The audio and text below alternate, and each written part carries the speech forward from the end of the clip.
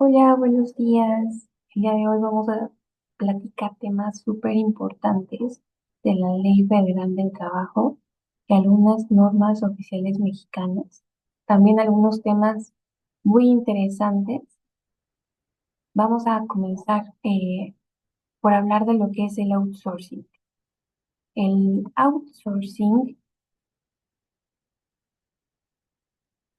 es el proceso a través del cual se contrata a una persona física o moral a nombre de un tercero para que realice actividades que los trabajadores de la empresa no pueden realizar o simplemente se las quieren designar a otra persona. Entró a la legislación mexicana como subcontratación en el año de 2012.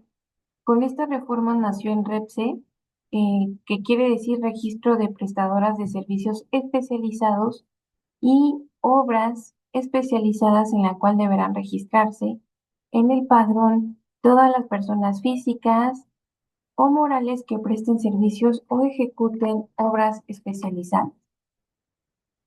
¿Cuáles son las prestaciones de los trabajadores? Las prestaciones de los trabajadores eh, que son de ley o las prestaciones superiores a la ley son beneficios adicionales a los que el trabajador se hace acreedor al pertenecer a una empresa, orientados siempre a mejorar la condición de vida de los trabajadores. Hay dos tipos de prestaciones, de ley y superiores, como les acabo de mencionar. Las de ley son básicas y obligatorias, no deben negarse a ningún empleado, están reguladas por diversas leyes, y las superiores, cada empresa ofrece diferentes tipos de garantías a sus trabajadores. No están reguladas y son opcionales para las empresas. Eh, Dentro de las de ley tenemos días de descanso, vacaciones, aguinaldo, prima dominical, utilidades, prima de antigüedad y nuevas reformas que siguen pendientes como la jornada de 40 horas y la ley SIG. Eh, las prestaciones superiores en México, una de cada 7 empresas ofrece prestaciones superiores a la ley. Son prestaciones que otorgan más beneficios que las que son obligatorias por ley.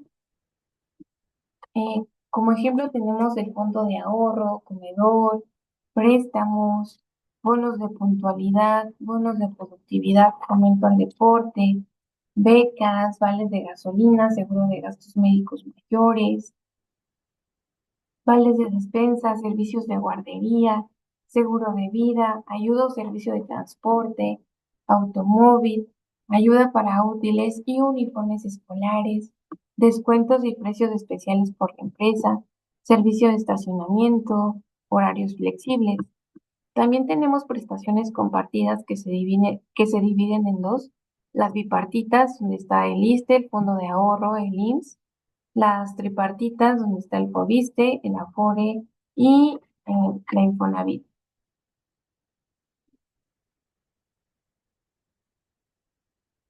Em, ¿Cuáles son las obligaciones del patrón en caso de crisis sanitaria?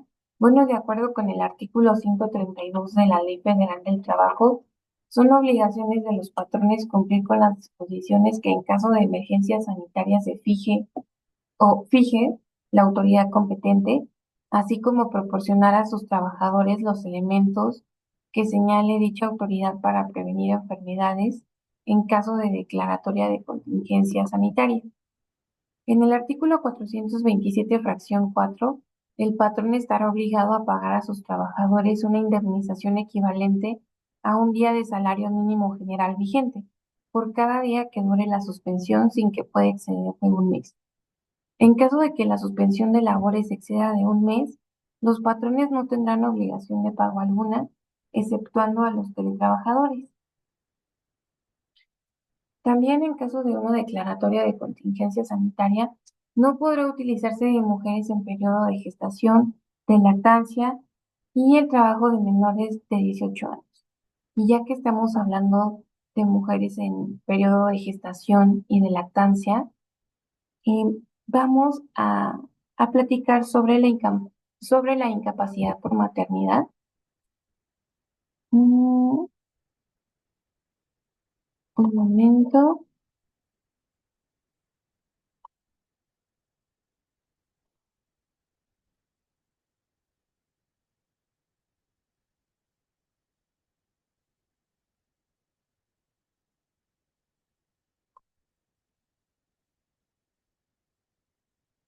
Ok. La incapacidad por maternidad se encuentra en el artículo 170 de nuestra Ley Federal del Trabajo. Y bueno, ¿a quién se le otorga? Se le otorga a las trabajadoras embarazadas. El médico deberá expedir un certificado de incapacidad con el objetivo de justificar la ausencia de trabajo durante los días que se requiere para la recuperación, cumplimiento con todos los requisitos que se establecen en la Ley del Seguro Social. La incapacidad conlleva que se tenga derecho al pago del subsidio. Y bueno, hay consideraciones a tomar en cuenta para el pago de este subsidio, así como requisitos, entre ellos tener al menos 30 semanas cotizadas en el IMSS, que haya certificado por el Instituto del Embarazo y la fecha probable del parto, y que no se ejecute trabajo alguno mediante retribución durante los periodos anteriores y posteriores al parto. También algo muy importante es que si no cumples con el mínimo de cotizaciones, entonces el pago de tu salario íntegro quedará a cargo de tu patrón y no del IMSS, según la ley del Seguro Social en el artículo 103. Bueno, también existe y se da la posibilidad de transferencia de semanas. También hay una serie de pasos para esta transferencia de semanas. Y también podemos o pueden atenderse en medios privados, no forzosamente tiene que ser en el IMSS. Sin embargo, se recomienda que para que te den esta incapacidad, pues al menos acudas una vez a la clínica de unidad familiar a partir de la semana 34 para que puedan em, llevar a cabo este trámite de incapacidad por maternidad.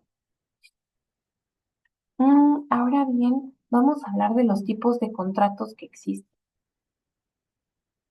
Permítanme un tantito.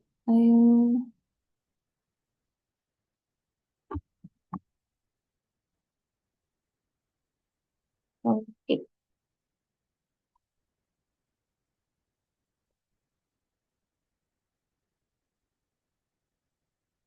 Hay dos tipos de contrato, los individuales y los colectivos. Los individuales son los que un trabajador aislado establece con su empleador o su representante de forma directa, y los colectivos son los que establece un sindicato en representación de los trabajadores con su empresa u organización patronal. Tenemos diferentes clases de contrato, entre ellos el contrato por tiempo determinado, el contrato por obra determinada, el contrato por tiempo indeterminado, el contrato por temporada, el contrato a prueba, el contrato de capacitación inicial, los contratos colectivos y, bueno, el más común es el contrato por tiempo indeterminado, que se conoce comúnmente como el de planta o de base y tiene fecha de inicio pero no de término y se presume que es por un periodo de tiempo largo. También es importante conocer que es un sindicato cuando hablamos de contratos eh, colectivos. Y bueno, un sindicato es la asociación de trabajadores o patrones constituida para el estudio, mejoramiento y defensa de sus respectivos intereses. Ahora vamos con el bullying laboral. ¿Ustedes habían escuchado este término? Bueno, a grandes rasgos es violencia laboral. Se da en un lugar de trabajo y en el que el individuo ejerce violencia psicológica de manera sistemática y repetida sobre otro individuo o individuos durante un periodo de tiempo prolongado. Los acosadores pueden ser compañeros de trabajo, superiores o subordinados. ¿Qué puede causar? Problemas psicológicos como estrés, ansiedad, depresión, desmotivación laboral, perturbación del ejercicio de sus labores. Se considera bullying laboral o violencia laboral cuando el acoso es de manera continua y repetitivo.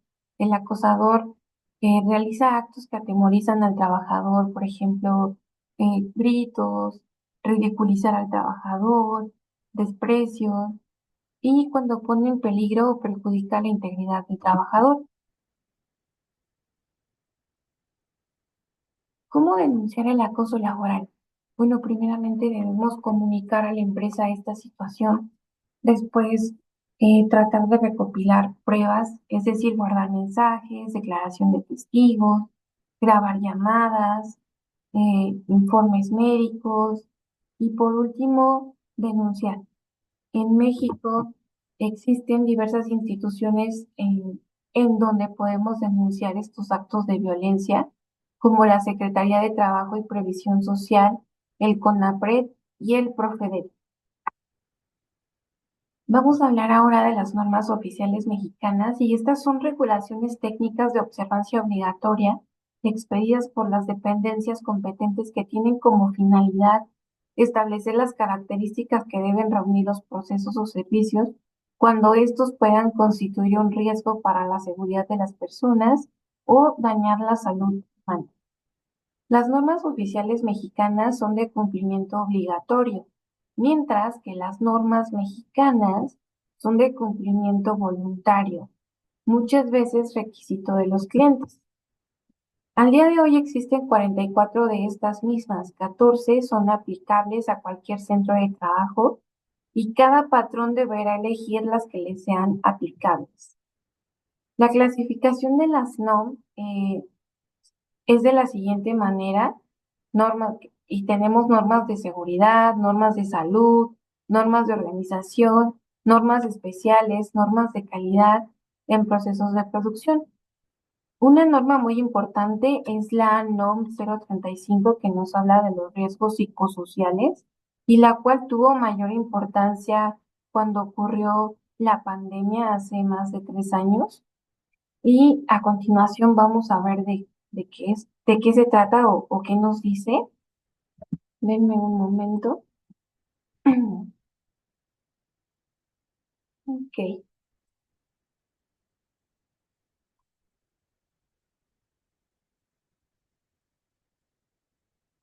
vamos. Ok. La NOM 35 es aplicable en todos los centros de trabajo del territorio nacional. ¿Cuál es su objetivo? Establecer los elementos para identificar, analizar y prevenir los factores de riesgo psicosocial, como para promover un entorno organizacional favorable en los centros de trabajo. Los fundamentos en la Ley Federal del Trabajo están en el artículo 132, que nos dice que el patrón debe cumplir el reglamento y las normas oficiales mexicanas en materia de seguridad, salud y medio ambiente de trabajo, así como disponer en todo tiempo de los medicamentos y materiales de curación indispensables para prestar oportuna y eficazmente de los primeros auxilios. El artículo 994 establece que se impondrá una multa por equivalente a 22.405 a 44.810 pesos por trabajador.